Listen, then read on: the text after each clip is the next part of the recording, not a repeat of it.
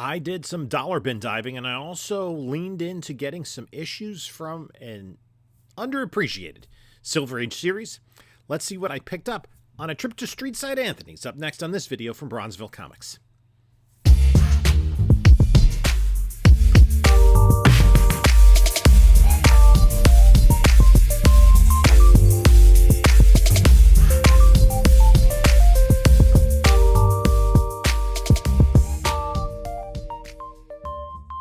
Hey there, panelologists. This is Jim from Bronzeville Comics coming to you with another video. And before we get started, please like, comment, and subscribe. Check out the description of this video for links to my whatnot, Instagram, eBay store, and email. So yesterday morning, I went to Streetside Anthony's. He had a bunch of dollar bins out there, and I dug through those and just, kind of spent some time. I actually finished a couple of runs. There was like one issue I was mysteriously missing from one run. And 3 issues to complete another one. And that's the great thing about dollar bin diving. You can find those things to complete runs if you're a run collector, and amongst many other things, I am a run collector.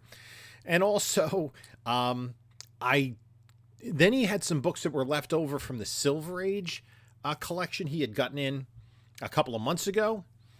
And you may have seen a previous video I did on that, picking up some really cool, nice grade books from that Silver Age collection.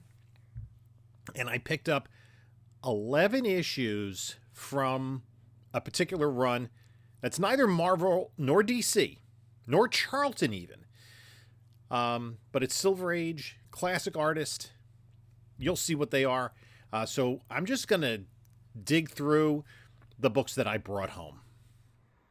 Okay, we're going to go through this bag of comics I got from Streetside Anthony. I'm going to kind of flip it around because the best books are at the end. And they are the books that are not dollar books. I just put a bagged and boarded book at the end. I haven't had a chance to bag and board anything or anything like that. So you're going to get a little bit of a preview. So some of these are PC. Some are actually going to use as giveaways. Most of this was dollar bin stuff, but a lot of it is, there's a lot of PC. I was able, when you spend time going through dollar bins, you do get to fill in some holes in the PC. So I did find some books that I did not have in the PC.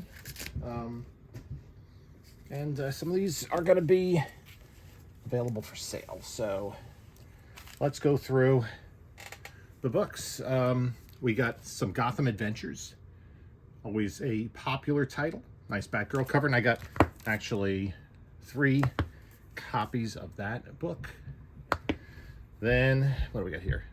Oh, this I only had oddly, or at least I could only find issues 1 and 10 of this run. Captain Thunder and Blue Bolt, those are the first and last issues. So there was a complete run I filled in. This is by Roy Thomas and Dan Thomas, his wife at the time. This is from, I guess, Heroes Comics, and it's kind of a public domain reimagining of some characters. Blue Bolt, a character, I think this is different than the Golden Age Blue Bolt, who was the kind of title character in that run that produced a lot of L.B. Cole covers. So these are all PC. Let's just go straight in the PC. That's really fun. Then I picked up this Action Comics 700 newsstand edition.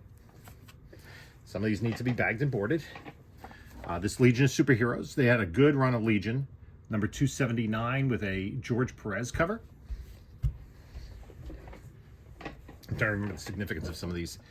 286. Some of these I needed. There were like 3 I needed. I don't think it's these 3. 288. And this, Paul Levitz and Keith Giffen were doing it. I picked up all 5 issues, which would be 290, 291, 92, 93, and 94 of the Great Darkness Saga. That's just a great, great read. Again, Paul Levitz was writing, Keith Giffen was doing the art, just masterclass. First appearance of Amethyst, I thought that the Creature Commandos was going to lean more into this, but it didn't happen. This is issue 300. I believe this is the first appearance. I always get this confused with the annual. This has the first appearance of Garfield and the first cameo appearance of Spider-Man, or cameo crossover Spider-Man. Not really that important. Then issue 309. Some of these just because they do have a little bit more value. And then the next series, this is volume 3 of the Legion of Superheroes. This is when they kind of spun off and got their own series. This is the first appearance of Quizlet and Tellus. Who Quizlet is this, where's the Quizlet? Little robot character there. Very little. And this is Tellus. I always like to pick up those first appearances. These two issues, 37 and 38, are the death of Superboy. Basically, they had to remove him from continuity post-crisis. And then issue 41, I'm not sure. They didn't have the, no, that's something else. Then I picked up a handful of Fantastic Fours from the 500s that were all newsstands. Just because they were such late model newsstands. I did pick up these two. This is not the same. These just, I like the cover. I thought these would be cool giveaways because this is kind of, you know, reminds me or of the what we're seeing with the from the new trailer, the Legion. So 122, and then these are ones I needed. 276 did not have that in the PC. 282. And 284. I believe with these three, I have all. So what happened is, I think it was with issue 259, up to 258, it was Superboy, and then Superboy and the Legion of Superheroes. Then they got their own title with 259, and that completes the run I have of those. Then just a couple of these, 266, 272. That's the Origin of Block. And first appearance of Reflecto. This Teen Titans 34. This is a second print, a alternate cover.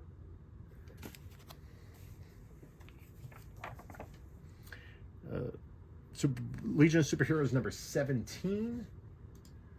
This is from the 90s series. And then this Adam Hughes cover.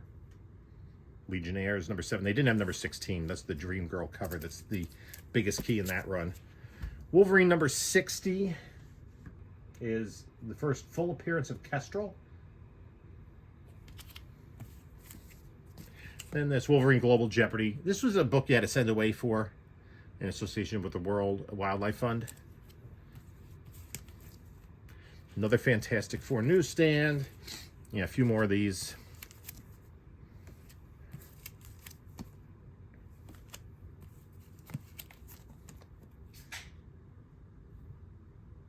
There, was it the 45th anniversary? Yeah,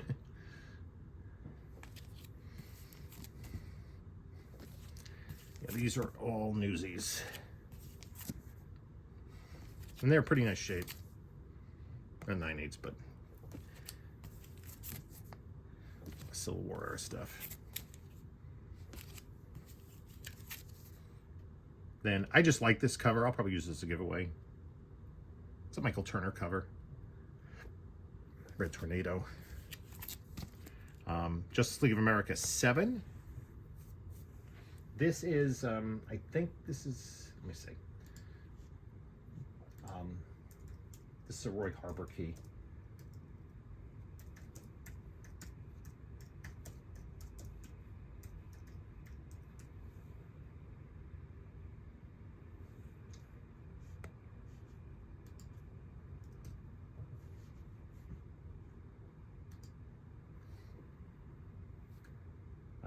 Yeah, this is first Roy Harper as Red Arrow. Then I think this is just a really underappreciated Turner cover with Dream Girl, Black Canary, and Power Girl. This is when JLA and JSA were teaming up with the Legion in the Lightning Saga. That was a great read. Kind of brought the Legion back. It was another, both of these, right, I have the other half of the 2 covers for this one by Alex Ross, and then this one too, with the villains in Justice League of America 13. So those are PC. Then 45, Brightest Day storyline. I just thought this cool Supergirl, Power Girl fight on the cover. And then I picked up all 7 issues. This was a good read. Justice League Cry for Justice by James Robinson. This is kind of used Prometheus as the antagonist. And they changed the Justice League and brought in Congo-Rilla and the version of Starman from first issue special. So just picked up the entire miniseries there. That was cool. JSA All-Stars, number 7. Was this one I needed? I don't remember why I picked that up. There had to be a reason. Justice Society of America, number 12. I think this is the first appearance of this version of Amazing Man. So Amazing Man first premiered in All-Star Squadron 23. And then in this issue, yeah, Marcus Clay, the grandson of Will Everett, the original Amazing Man, who Roy Thomas named after the first appearance of Magog in the mainstream universe, and of Lightning, the daughter of Black Lightning. She is not on... Oh, there she is. Thanks. She was in that TV series.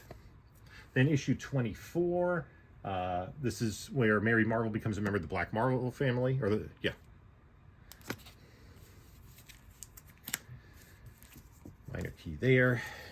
Teen Titans number 34. This is the first appearance of Zachary Zatara, who I believe is a cousin of Zatanna. Of course, you can't get the first appearance of the first Zatara.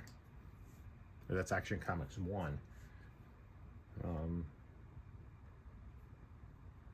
So that was cool. I think there were 2 copies of that and all. This is where Superman reveals his identity to the world in a more recent book. Superman 709, just the Flash race. Then I picked up, for in a dollar bin, why not? 1, 2, 3, 4, 5, 6, 7 copies of Ghost Rider number 15. Now that particular book is the first glow-in-the-dark cover. And it, you know, for a dollar bin find, it's a book that,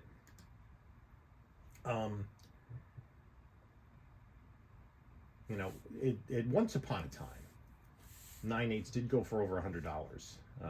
It's kind of come down. The highest sale in 2025 has been for $90, but that was like a $100 book. I just think there are a lot of those out there right now. Then this was one of the cool amalgam books, Bolts and Bracelets, kind of a Punisher Wonder Woman crossover. Cruel Universe, this is a recent book. I thought that would be maybe a fun little giveaway. Batman Odyssey by Neil Adams, which is supposed to not be very good, but it's a Neil Adams cover. Birds of Prey number 76. First appearance of Black Alice.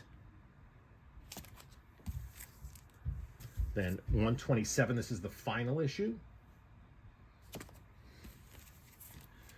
Justice League of America number 1. I think there were 2 covers, right? The other one had like Superman and Batman and stuff. So I think I have both covers already. Then Nexus number 1 by Mike Baron and Steve Rude. This was not his first appearance. There were 3 magazine-size issues. This is the first color Nexus. Then Teen Titans 43. This is the final issue of the series.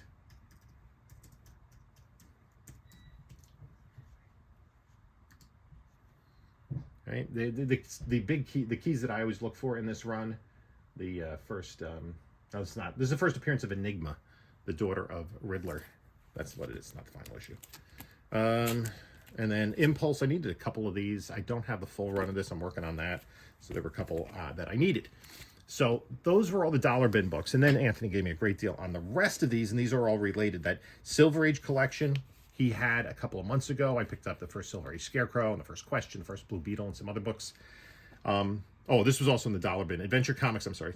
365. This, I think, is the first appearance of Shadowlass? No. This does have a first... It is a Neil Adams cover. Yeah, first appearance of Shadowlass, I'm pretty sure. And then Justice League, you know, just picking up some... A Millie the Model.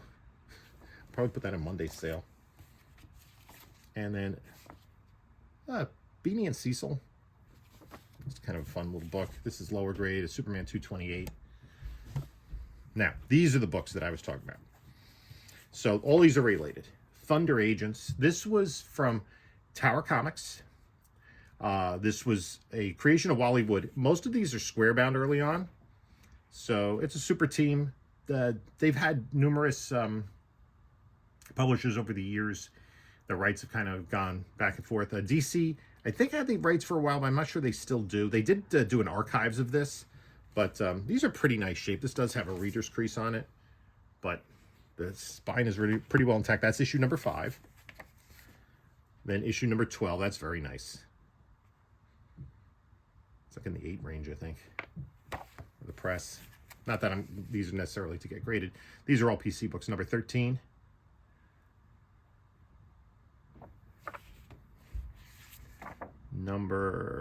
These were not in order. Number 14. It's a Gil Kane cover, isn't it?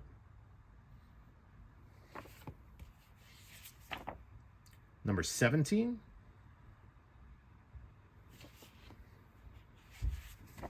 Number 6.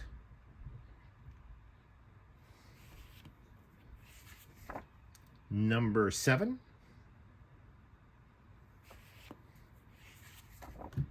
Number 8. Number 9. Number 10. And No Man. Number 2. I think I might have number 1. I thought I had an issue of that, but didn't see it in my database. And then finally, Thunder Agents number 11. Again, these are all pretty nice shape. Like, I don't think... Most of them are 7 or better, I would say. So that's really cool. So some nice pickups there. Let me know what you think of those pickups. You could take a look at a couple of my other videos there. And this is Jim saying until next time, enjoy your comics.